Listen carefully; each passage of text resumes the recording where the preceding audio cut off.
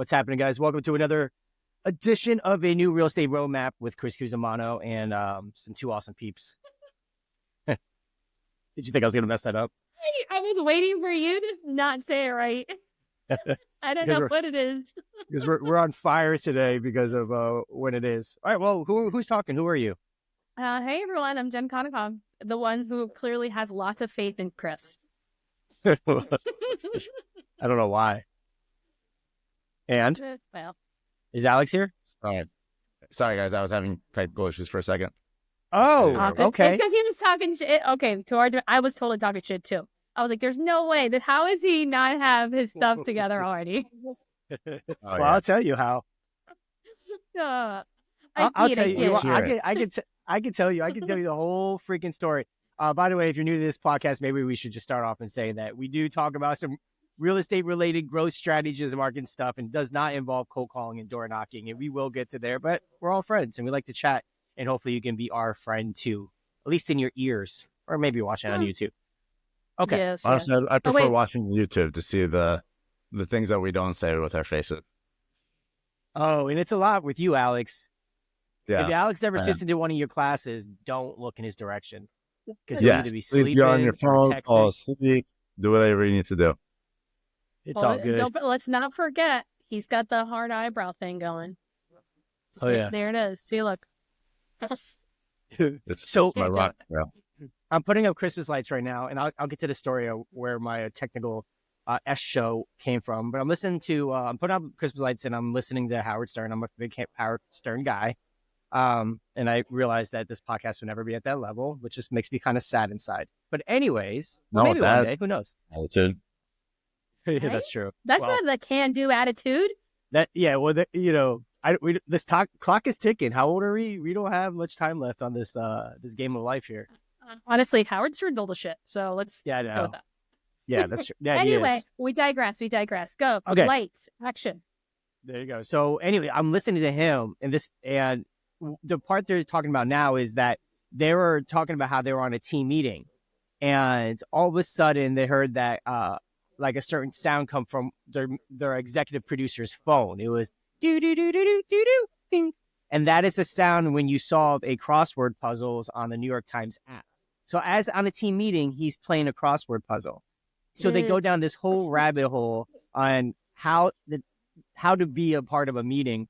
And I'm sitting there thinking, I'm like, if this is what one of the most successful men in his team has to deal with, how am I upset when my team doesn't turn on their cameras in their team meetings? Or when Alex Mendel is just mass texting, or he's on Tinder or Grindr, wherever he's on, in the middle of class. Like, how can I possibly be upset? Yeah, that's true. Sometimes it's best. It's about perspective, Chris. Yeah, I'm not as interesting as Howard Stern, so we can just get more guests on our show. Oh, why not? He's not even that way anymore, by the way. People think that I would say 5% of his show does that. And the rest is like stupid stuff, like goofing on each other for, doing crossword puzzles. So what they did was they grabbed everyone's phones, they ran them all through ChatGPT, and then aligned it with the days they did shows to see who was doing games on their phone at the same time as the show was going on. And he's just ripping into them like, I'm paying you and you're sitting here doing this. Like, anyways. Well, it gave him free content. There you go. Yeah, there you go. We're talking about it, aren't we? Mm-hmm. Yep. I love that show. It makes me giggle. Do you guys have any, what do you like? What, I know, Alex, you're a big TikTok guy. You're scrolling down that. Is that like your content of choice? Yeah. Which it shouldn't be, because then you can get into a rabbit hole and then you're scrolling for miles and sunrise. And you're like, wow, I didn't sleep last night because I was just scrolling. What kind of content does the rabbit hole take you down? Because it could go a million. It can go a million which ways. But what does your feed mainly consist of? For me, it's parenting stuff. It's right now it's still about the election and what's going on and who's coming in next. Wait, is that where you learned how to do the face thingy for Ava? No, that was Google, the face paint. I those unaware. I went to the zoo over the weekend with my daughter because she wanted to get her face painted like a tiger. And of course, the one day I go, they're not doing face painting. So I promised her I would do it. Of course.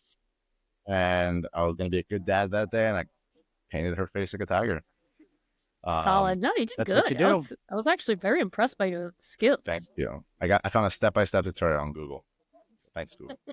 But TikTok, also has become my main search engine, more so than Google or Bing for those. Use Bing for whatever reason. I never got into Bing. I keep saying I'm going to do a Bing profile for business to attract that crowd. Because Bing comes natively on a lot of PCs. Exactly. But anyways, go ahead. You're exactly correct. People that get Windows computers, it's automatically set to Bing whenever you search something. So, and a lot of people don't know how to change that. So when somebody's Googling or Binging,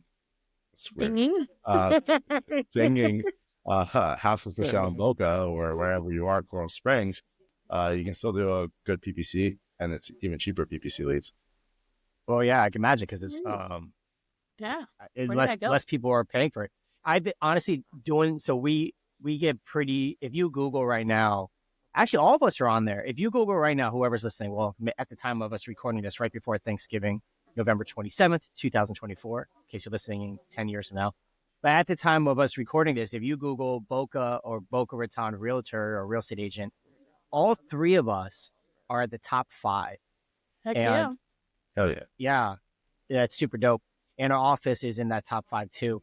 And I keep saying that I'm going to use those same strategies and learn Bing. And you know what? I'll be honest. The reason why I don't is because their process is such a pain in the ass. Like, I don't know. It's just not user friendly. It's really clunky. It looks like it's like old dial up, like a horrible WordPress website. So I was like, man, I really hope that was it Bill Gates and Microsoft and ChatGPT, because, you know, they have a big stake in ChatGPT. They'll go in and fix that, but it just hasn't happened yet. Oh, speaking of which. Remember those commercials back in the day, PC versus Mac? No. You don't remember those? It was like Justin Long represented Apple, and then some like square guy who looked like Dwight Schrute represented Mac. You don't remember those? No. I'm literally Google it right now. No, yeah. If we had the capability that the Howard Stern show does, we can pull it up real quick and play it, but we don't. We're just going to imagine it. When I listen to this show, dude, I hear like, they do like callbacks. Like there's someone literally taking clips of what people said during the show that's stupid. And later in the show, they'll make that button available for like Howard Depressed. And they have sound effects and I'm like, man, that's like a whole freaking thing. It's a production team, Chris. Yeah. What we got? We can barely sound on the internet these days. I know. Oh, so let's talk about that. And then we'll get into some real estate stuff. Why not? And then whatever else you guys want to talk about. So anyways, I am, okay. So I'm revamping my 2025 main goal. One of my main goals is to really, do the coaching program right. It's always just kind of been there. I haven't really pushed it or sold it, and I feel like I have a moral obligation to present it because it's good stuff. It works, it helps my business, Jen's, Alex's, whatever. Anyways, so in order to move the needle forward, I had to make hard decisions and have hard conversations. And basically what I'm saying is I had to take over the whole project. And because of that, I set my time block every night. I'm going to stop working on the Coaching by Cusi platform at midnight. That's my stop. And that went to 1:30, and that went to 2. And now last night I was on it until 2:45 a.m. Anyways. Wait, Kenna's still gone? Huh? Is Kenna still gone? Oh, no. She's here. She's sleeping during that. So I have my baby monitor here because you don't wake her up in the middle of the night. That's still my dude. That's still my thing. And then I'm just going down the rabbit hole. Right now, I'm working on the negotiation free training that we're putting out for Black Friday for free. Anyone, it's for free. It's really, really cool, but I'm biased. So anyway, so it's a free negotiating training. It's my negotiating tactics that I use in real estate. And I just broke it down with millions of examples. And today I'm working on a script book for it or whatever. I digress. So anyhow, what does that have to do with my internet? There was a reason it had something to do with my internet. Oh, the reason I stopped working last night is because the internet stopped at 2:45. I'm like, okay, no big deal. Wake up, the internet's fine, everything's working. And then I'm outside doing Christmas lights just now. And I have one of those like smart like devices that connects whatever, there's like outlets. and I'm connecting it, and it won't connect to the internet, and I come in here, and I'm like, all right, whatever, I'll figure that out. Then I come in here, and the internet's not working. Restart the computer, internet's not working. So what happens? I go inside the house, and where the internet is plugged in, my kid's sitting there on their iPad, apparently not watching anything on the internet because they're watching something else, and they just kicked out the outlet and just like, we'll just leave that on the floor. So I go over there and I plug it back in, and because the kids are home for Thanksgiving. So that was my tech issues for why now you know. Now I know. Blame it on the kids, Chris. I see how it is. Always, dude. You broke? Blame it on the kids. Are you fat? It's the kids. Stop it. I mean, I will admit, I'm a big eater of their scraps. So yes. Yep. Whenever I am a little thicker around the waistline, it's probably because they have been eating exceptionally terrible, and I have been joining right along. Blame it on. Yeah, I've been noticing that, Jen. You gotta chill. I gotta chill eating. I'm just kidding. I wouldn't say that if you couldn't take it. It was just a joke. Now don't go crying and like, did you really think that? No, it was a joke. It was a joke. No, I'm in the best shape ever.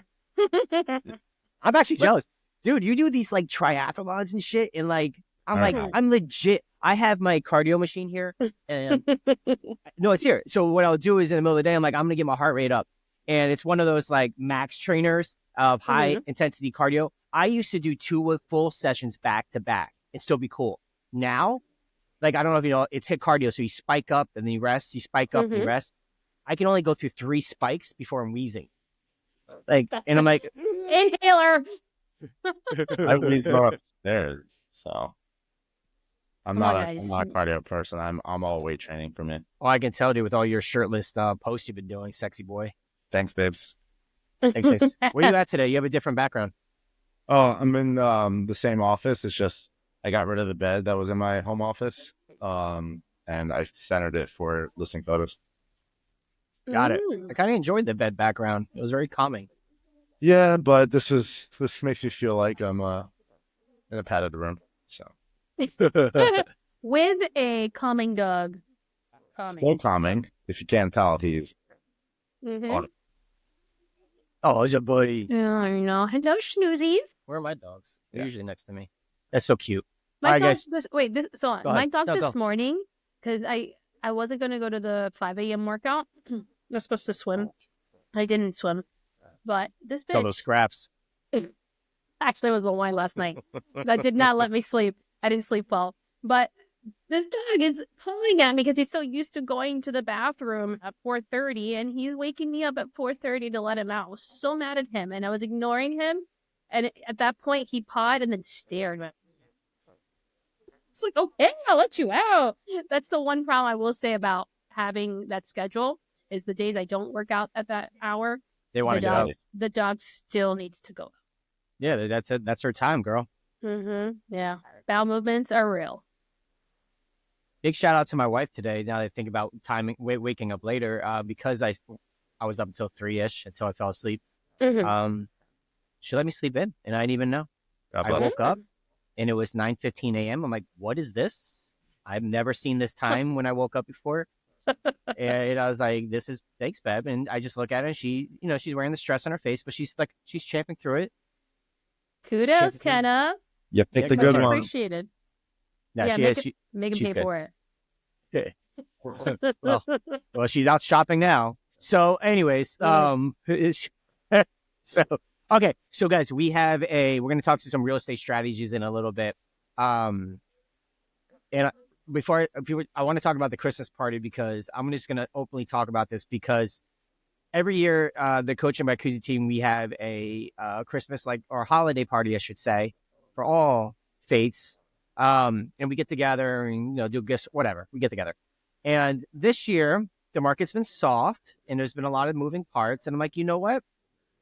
Let's, instead of spending a fortune like we always do, why don't we could just piggyback on the office party. So I reached out to the powers that be. I'm like, hey, we can just, piggyback off that. And he's like, yeah, well, you're supposed to come anyways. And then I realized, why are we having 2 Christmas parties? There's already one for the office anyhow. I don't even know what happened. Yeah, on the 18th. So they haven't officially announced it yet, but it's the 18th from 6 to 9. So I think it matched you. Hello? Maggiano's. But now I'm in a dilemma because once I confirmed that's what were happening, JD on her team, she brought up a good question. It's like, is the office party +1? I'm like, oh, I guess I should have thought of that, but I didn't. And it's not. And I'm like, and then I realized that after I invited everyone to a pre-office party team-only happy hour at Duffy's or something next door with their spouses. And then my wife calls me immediately. She's like, dude, you can't do that. You can't sit there and go, bring your spouses and then tell them to go home. And I'm like, you're right. I can't. I didn't even think about it. I'm like, so what would you do? She goes, I don't know. I'm like, I don't know either. I guess I'm just going to text everyone or talk about it next week. So I want to talk it out. What do we do here, Jen, and in the future, Alex, when he gets his head out of his ass and joins us? What do we do? You don't do spouses. What's it? Spouseless. But admins are welcome. And my wife's an admin and she's going to want to go. So then it makes me feel like. But she's a part of the team. You're overthinking it. You're overthinking. No spouses. Move on. I don't want people to be like, oh, well, Chris got his spouse. What does he think? Because I don't think anybody would think that. I think that's just you feeling guilty and putting that in your own head. Yeah.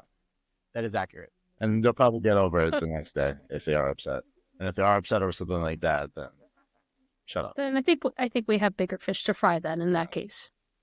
So that is a good point. I wouldn't want to work with someone so petty anyways. Yeah. Yeah, I really don't think anybody has an issue with that, to be honest. I think that's just you feeling guilty and manifesting that thought. Yeah. So with that said, are you guys both going? Well, I just found out about it, so I just put it in my calendar. I'll get a babysitter.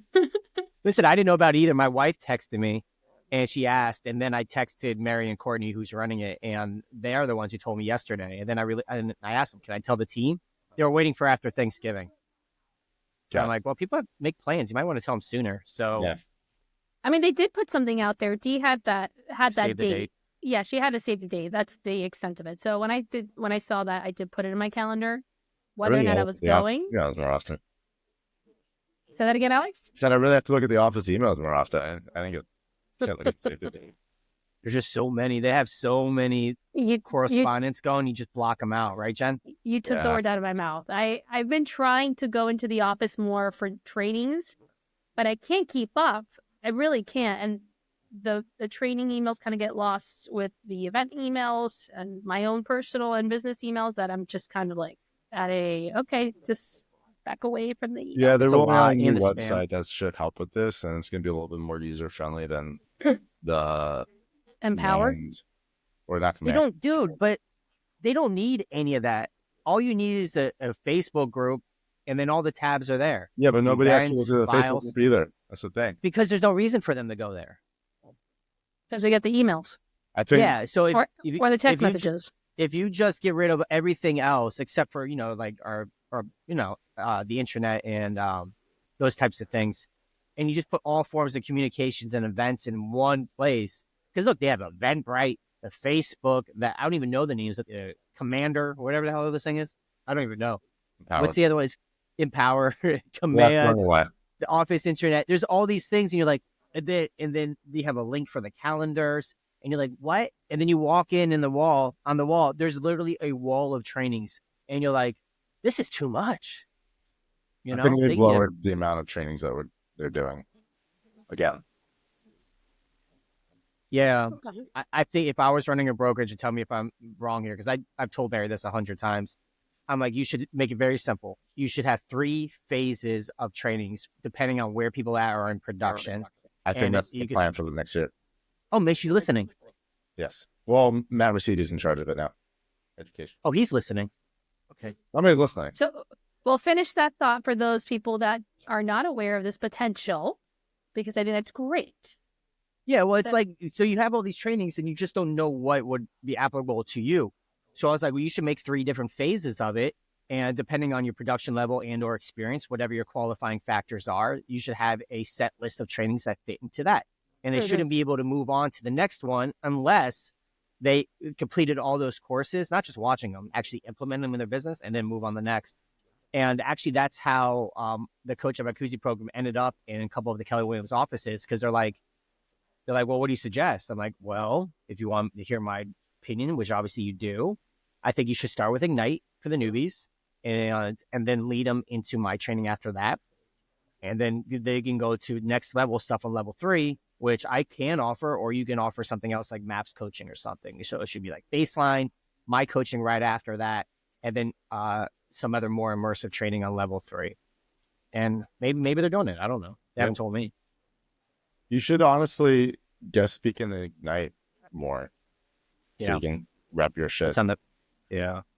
Well, they made me join the ALC. What's up, Alex? I guest speak, and that's kind of how I bumped up my Instagram followers and have gotten for a lot of it. Yeah, you're right. When I did, there's 300 people. Yeah. And when I did, because they're not responding to the emails or any of that stuff. So maybe they'll respond to that. When I did family reunion, and I did the Southeast Florida regional thing when I was on stage for those events, that is where the most people entered my coaching program, those two things. And they're there. They're still there. Yeah. Like my hardcore people, if you ask most of them, that's where they came from. They're motivated. They want to learn. They're ready to go. So because of that, my goal for 2025, as I mentioned before, is get the training up and running seriously. Well, it sounds like Alex just gave you a solid step forward on that action plan of Ignite. Oh, I'm doing it. Reach out to me. I'm serious, like an action plan for that, because for you to grow the coaching platform more, I mean, you said it. Your coaching grew after doing these speaking events where people got to really see people that were not a part of your sphere, completely new to the game or seasoned in the game, and were able to see your stuff in action. So these speaking events at a greater scale are just going to help scale up the biz. Yeah, and help you too, Jennifer Konikoff.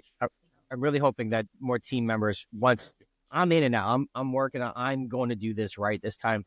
And I'm really, not that it wasn't done right before, but, just a different way of doing it now. And once that's there, I really hope that people like yourself, Jen, and people on the team can really embrace it and leverage it to connect with the realtors around the country, help them, and also grow your business too, your referral business also. So 100%. Yeah. Anyway, so Mary she kind of forced me to join the ALC this year. She voluntold? She did. She did the same thing to me, so don't worry about it. So you're in it, Alex? I am. Haven't Jen, you been in it? No. It's Tabitha, Erica, Courtney, you, myself. I haven't been invited. That's actually a cool squad. It is. It's a very good squad. I wasn't super happy with the squad that we had this year, so I'm very excited for this new one because I think it's all the. Is this invite only? I don't know. I'm a little hurt. You go. Well, Jen, don't feel bad. I have never been on it, so and I've been in this office for 13 years or whatever. I won't take it to heart, but the squad that you just mentioned is, in Chris's words, pretty new. Yes.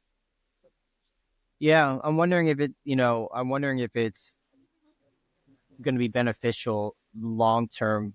I don't know anything about it. I just know in Keller Williams they have what's called ALC. Alex, you know more about it than me. Yeah, so it's just figuring out ways to help the office grow. It's ALC stands for something leadership committee. So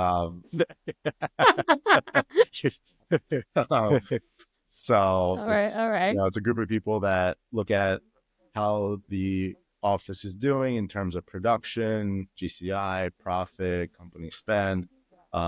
We brainstorm ways to help new agents, experienced agents, capping agents to succeed, and where we should focus our energies and really bounce ideas off each other. And I was very skeptical. Mary had to beg me. She batted her eyes, and I was like, all right, fine. Mm-hmm. You're her new favorite. Yeah. She'll bat those eyes for you.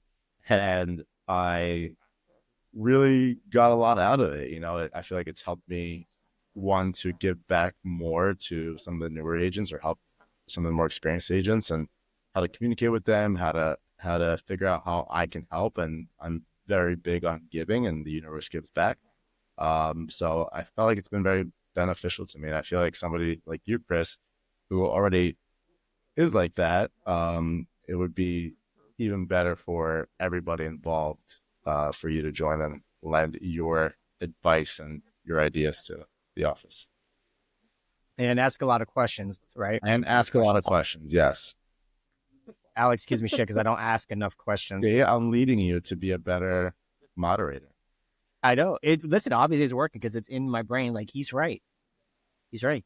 I need to be better at that. Look at this meeting of the minds, growing, expanding. Look at that. This is what it's all about. It's all about. You know what's funny about it? My negotiating tactics is all about asking questions too. And like, but I don't. But then I do what I shouldn't do is I get into teach mode because I get so excited to share information. You know? Yep. And I'm like, oh, I got these nuggets that can help this person. And maybe that's, I don't know, maybe is that an ego thing to think that I could help someone? But on the flip side, I feel like if I know something, I have an ethical obligation to share with other people to help them get better. It's a weird balance. But it's you know teaching what I mean? styles, Chris. Yeah. So like you're so excited to give that knowledge, which is fantastic and great. And this is why we're all here. But in that teaching aspect, you have to pause to make sure they actually understood it and then ask questions to see if they grasped and how they took it, because the way you delivered it, they might have interpreted it 7 different ways. My mind works. I take one concept and I go like 3 different ways with it. And then you block everything else that's being said until you master that one. And now I'm thinking. So now, but then now you've lost me on your step 5 because I'm still at step 1. I'm like, oh, I can implement this into my business like this. But what if I did that? So it's just then instead of me having this mental conversation, the pausing allows you as the teacher to now then dig deeper. Like, well, how would you implement this? How would this look like in your business versus Alex's business? And so on. Yeah, and that's a good strategy. I also feel like it helps. Sorry, Chris, I can see you're itching. No. I also feel like it helps to force you to listen more, because instead of waiting for them to like stop talking so you can teach them something, it makes you listen to see where you can ask the next question. Right? Yeah, no, I hear what you're saying. Well, you teach too, Alex, and I don't know if you struggle with this. Tell me if you do or don't, because I definitely do. When I'm presenting and I feel like the content is just exceptional and that it's life-changing, and then I can see I'm trying to read the reaction. And when you're on, like, say, Zoom, something like this, and half the cameras are off, a third of them people are driving, and a couple of people are on their phone, and I'm like, how are they not loving this? You know, if I'm like, this is like, to me, this is like exciting, nerding, mind-blowing business stuff that can really change. Just this alone could change the game, and they're fucking playing Wordle, right? And then I see it in the office too, in person, where, you know, a third of the room is really engaged and the rest rather just wait for the mimosas to come out. Yeah. And so I don't know if you experience that too. So when I'm in there, I feel like I have to amp up the energy a little bit, and I have to like kind of really deliver the goods. But then the other part of my brain, I'm live thinking, it goes, these people are never going to get it. Like, they're just not built for it. Like, the people who want it get it, and the people who don't.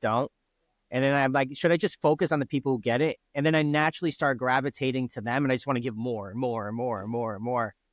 So that's the ditch I dig for myself every time I present. When I present on like Zoom, like for Ignite, I make the audience participate. So I'll ask them a question like, you know, I do training on social media videos, and I say, who here wants to do video but is too scared? Put a 1 in the comments.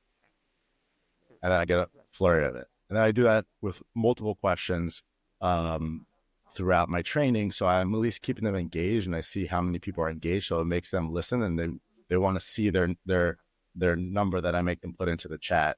It's almost like a reward system for themselves, and it helps them engage a little bit.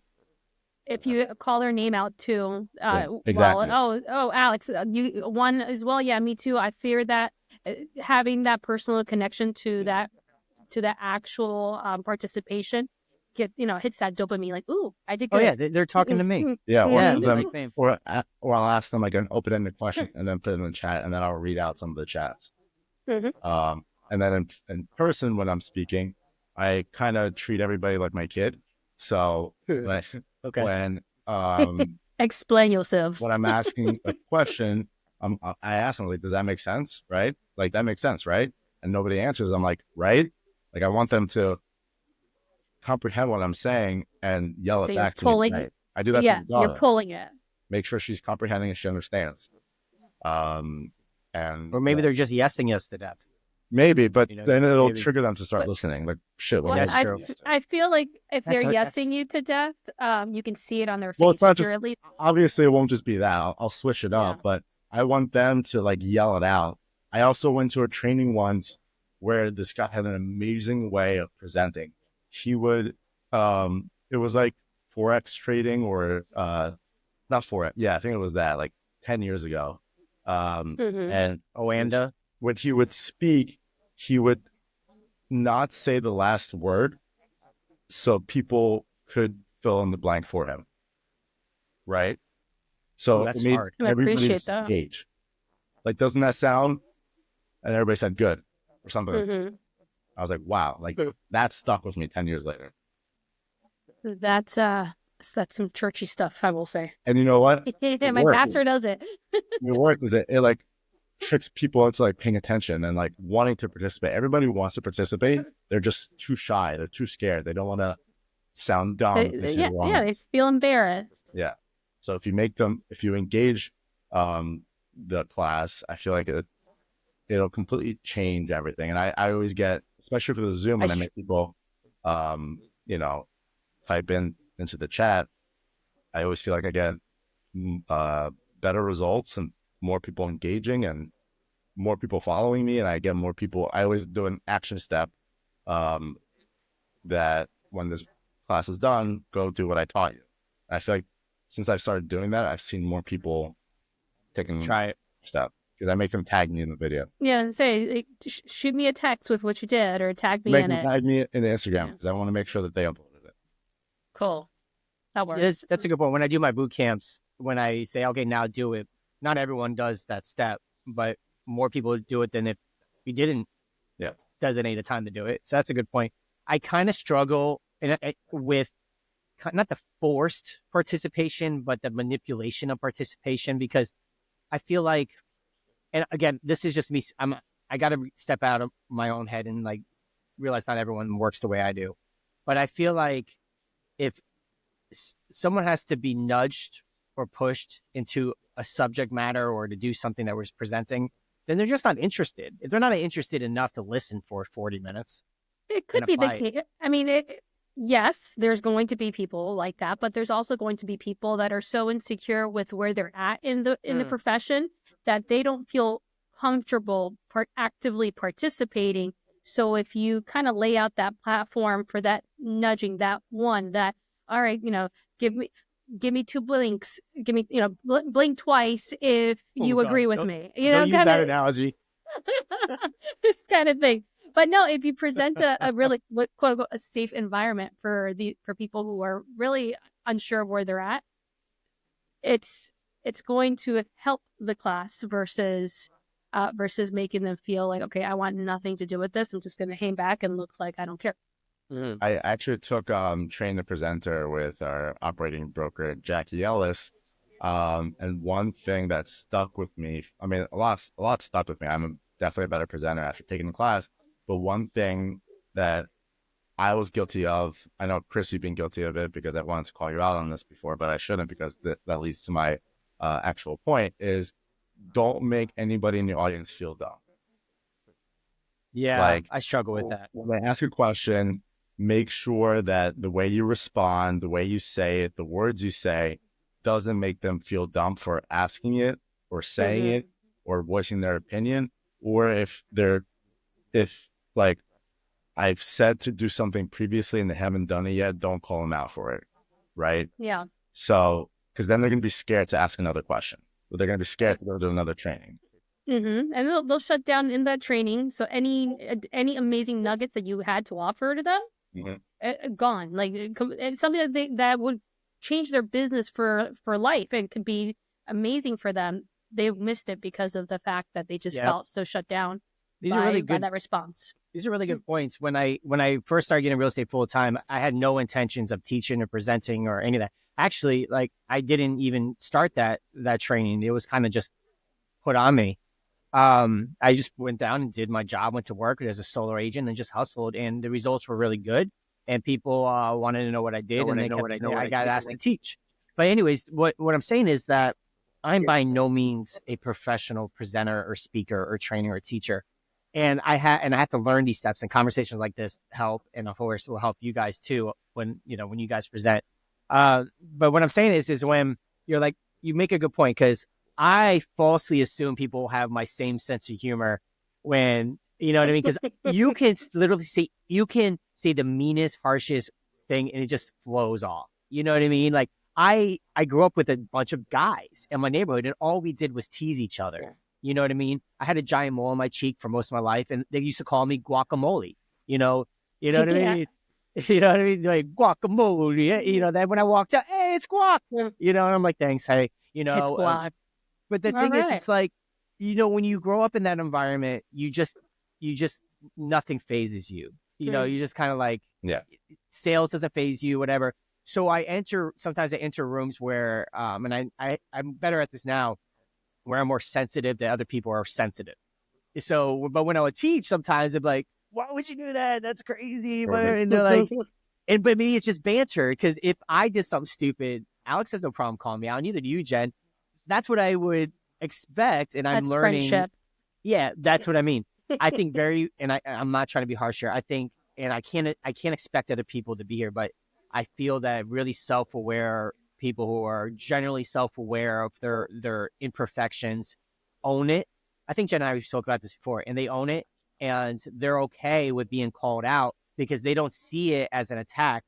They see it as uplifting. I had a conversation with someone on our team, and constructive criticism. Yeah, I powered right through giving a taking a breath because I didn't want you guys to butt in on this point real quick.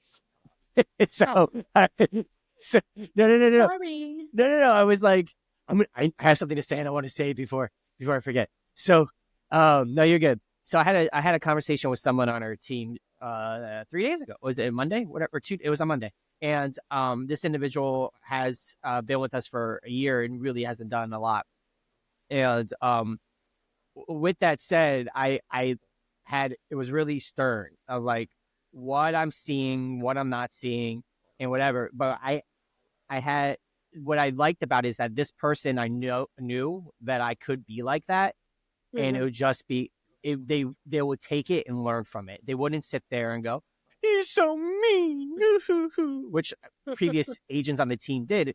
So, you know, that's a self-realized person who can take, I think if you can't take criticism and you can't see your own faults and see what other people are seeing in you and learning from them, and you can't adapt to that, real estate's going to be a really hard game for you. Yeah. So, but again, I can't assume that everyone is at that point, and I have to be more sensitive. But it's almost too like we're talking about the coaching aspect and just teaching and being a part of our peers, helping, assisting. But this same concept can be pretty much flipped over to the buyer and sellers. We're constantly educating them. We're constantly having to walk them through processes, and we have to like know our audience in that space. You know, where you're sarcastic. You know, I mean, granted, we've worked the Dream 300 system, so we know who we can be sarcastic with and so on, but it's about being able to kind of read the space and work with what we get. Read the room. Know your audience, read the room. That's right. You always have to, really adapt to whoever it's not even just real estate, it's life in general. You know, like, especially if somebody's having a bad day and you don't know it and you neg them and then they like, wow, what an ass. Yeah. Right? But okay. If they're doing that back to you, you don't know what their day was like, why they're being such That's true. You don't know where they're at in their mind at the moment. That's fair. Yeah. I learned that I love my dad. So I'm going to preface it with that. But I learned that I'm his son, and I also learned traits that do that, where my dad's very much that way. He's very much just like, who gives a shit? Let's just chat it out. Let's BS, whatever. And I watch him, and it's almost uncomfortable of how easy he is with people that he barely knows. And then I realize that I start doing that, and then I have to like bring myself back. And my wife would be like, you know what? You know, your genes are showing. your DNA is showing. I'm like, oh, is that what's happening? I need to pull myself back. So but that's I want to make sure I understood that. So in other words, like your dad and you sometimes, you're like too comfortable with people quickly? Is that what it was? Like, yeah, we both like your filter comes off. I wouldn't. His does. I'm pretty good about that to most part because I'm conscious of it. Right. I'm not saying I don't mess up. I do, but I'm saying with him, my dad, I noticed that he can go into a room, and when he finds someone that has a conversation, he gets really like deep too quick. Like, you know what I mean? Like talking about just like, just get like not topical stuff. He just dives in deep. And I'm that way too, because I have a genuine, like I'm fascinated by human beings. It's why I became a bartender, and it's actually why I got into sales and I studied negotiations. And I'm just fascinated about like everything about how the human brain works in the mind. So I'm interested in people when we're on a one-on-one deep conversation where we're not talking about like Britney Spears, and I find myself getting a little too deep in the weeds on that too soon. You know what I mean? Does that make sense? Gotcha. It does now. It took me a second. I was like, I want to know more. It happens. I get that way too. I'm there. I'm introverted, but sometimes outgoing. But I can't strike up a conversation with a stranger. Like networking events, forget it. Going out to drinks at a bar, people say go talk to those people. I can't do it. But if I find somebody that I feel like I'm comfortable with, like with you guys know a lot about my personal life, then I don't know how to turn my faucet off. If you go to a bar with the buddies or whoever you're with, and you're sitting at the bar and a bartender comes up and they're friendly, you can't strike up a conversation with them in that. I don't know how to. I really I like to call it RDF, resting douche face. Which I'm more conscientious of. And being more like usually like stern, even when I'm like in a good mood, but trying to turn on the puppy dog eyes more, even when I'm just like standing by myself. Do you did you I ever can talk bartend? To a wall. I didn't. Yeah, Jen, I'm not even gonna bring Jen in this conversation. She can literally have a conversation with a flower behind her, and it will talk back.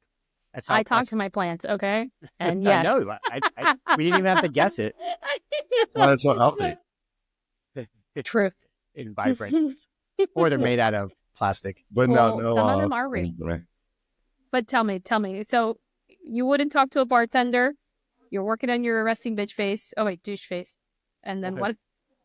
No, that's it. So it's hard for me to go up to random people. That's why I feel like it's hard for me to network and do all that. So you were never in the business, Alex? You didn't wait tables or bartend? I food ran.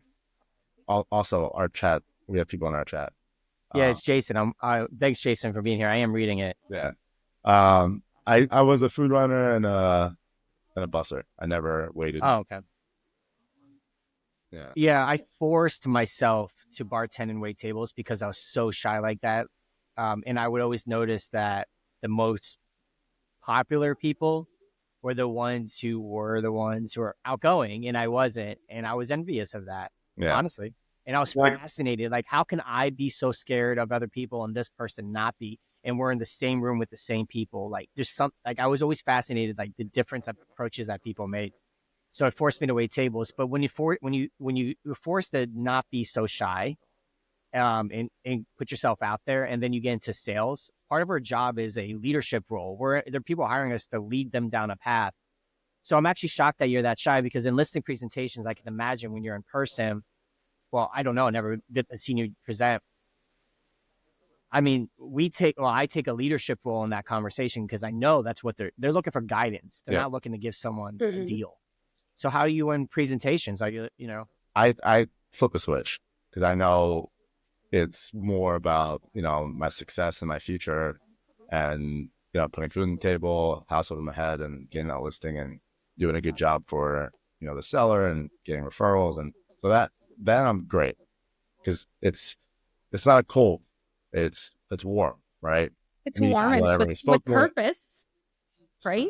You have a purpose. Yeah. Your big why is your driver. Yeah. You know what's amazing about this, Alex? You're a smart guy. You're a charming guy. You're a good-looking guy. what if you weren't any of those things? Like a lot of people in society.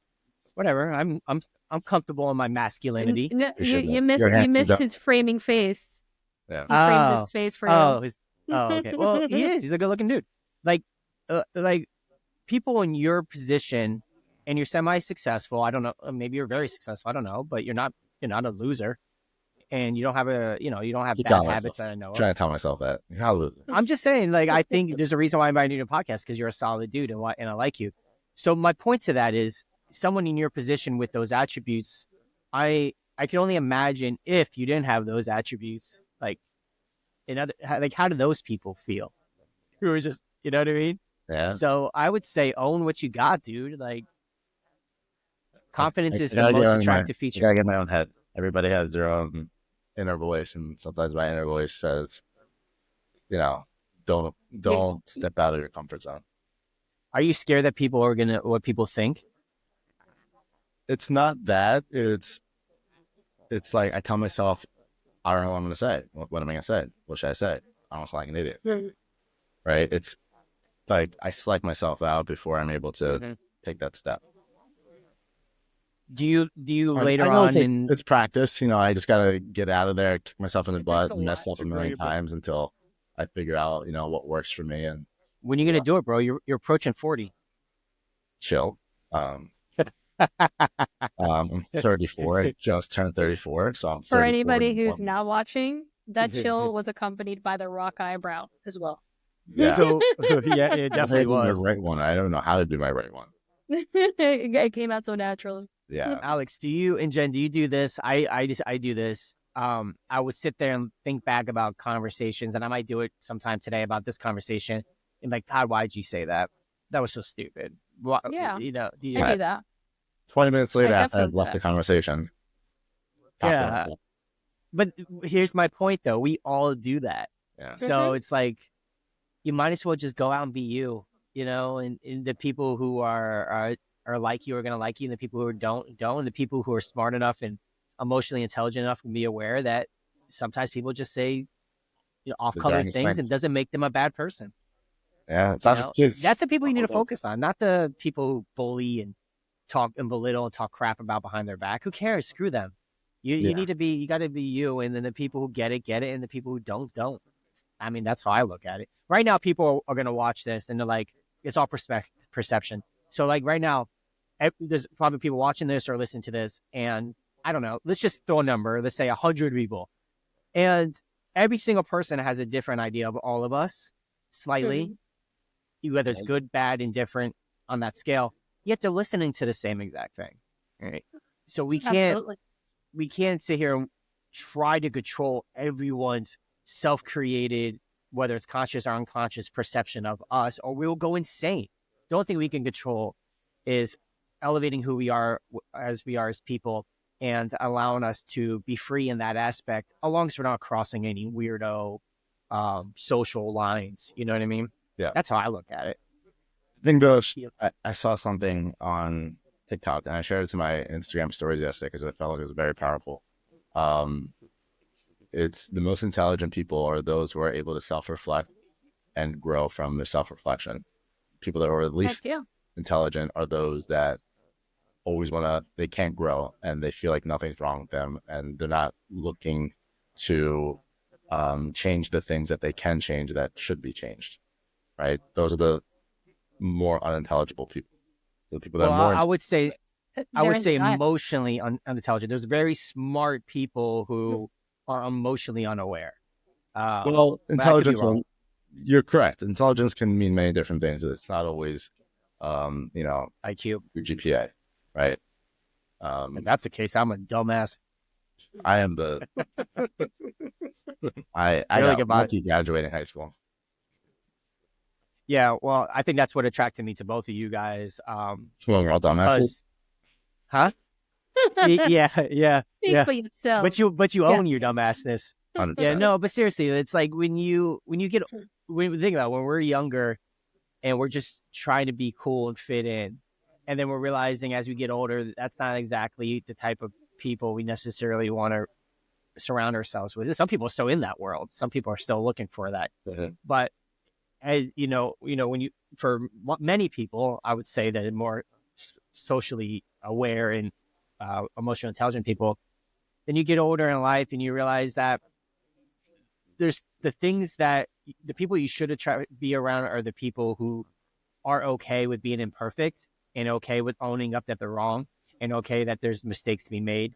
I can't stand arrogance. It's my biggest, when I see someone arrogant, like we have friends in the real estate game and their social media posts and all that is just so arrogant. And it's not that I'm hating. I'm just sitting here. I'm like, I know they're really just masking their insecurity. So I kind of feel bad. But on the other side of it, I'm like, you're so douchey and you don't even know. I know exactly who you're all talking about too. Oh, I know. I have a ton. I have I'll see it and I'm like, and then I'll see people like your post, you too. That's why I like both you guys. I'll see your stuff and I'm like, I get them. I like them. Just so real. My social media persona is very carefully crafted. Authentic. But it's authentic to who you are, right? Yeah. And what you want to put out. Well, if you want it to be. Some people are fake as shit on it, but you're right, Jen. Yeah. Yeah. I think that weird is cool, and I'm the weirdest chick in town, and I own every fiber of that word. I'm just quirky. I am who I am. I'm authentically who I am, and I feel it translates across the board in everything I do because I do it with an open heart, a giving heart. I'm always here to serve. I'm big into my family, obviously. And you love turkey socks. Oh my God, I cracked up so hard by myself and then made the video and laughed really hard. Your socks are, she's talking about, so around Thanksgiving now when we're recording this, and she has a post with, she got turkey socks and her post is just her turkey socks talking to each other. And I'm like, what am I watching? But you watched it. I did. And I enjoyed it. Yeah. I got every single one of my family members these damn socks for the turkey trot tomorrow that they are not excited about running with me. And I'm trying to contemplate what Jen is showing up tomorrow because I'm very competitive. So am I showing up as the fun mom who's going to run alongside her kids, or am I going to smoke these kids? I don't know yet. I don't know. I'm trying to figure it out. I don't. I see the results. Make sure you make a social media post out of it. Yeah, I feel like it's their first family race. We've done races separately, but it's our first family race. So I kind of have to show up as Team Uno mom, where I'm like, come on, guys. Do you have your logo on like shirts and stuff? No, I only have the socks planned out. No, I'm saying like your real estate like stuff. Oh, no, I'm not there yet. I do have. I went old school legal paper. I have my what is it called? My time block, and Walmart and crafting section is here, which we're 2 minutes past my time block. I gotta go too. Oh, you're right. Actually, so you're right. Me too. I make a turkey. I have a hard stop. I have to go get turkey stuff.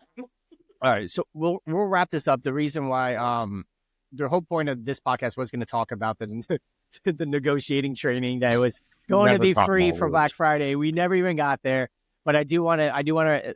I'll wrap up my part of that, and then we can we move on.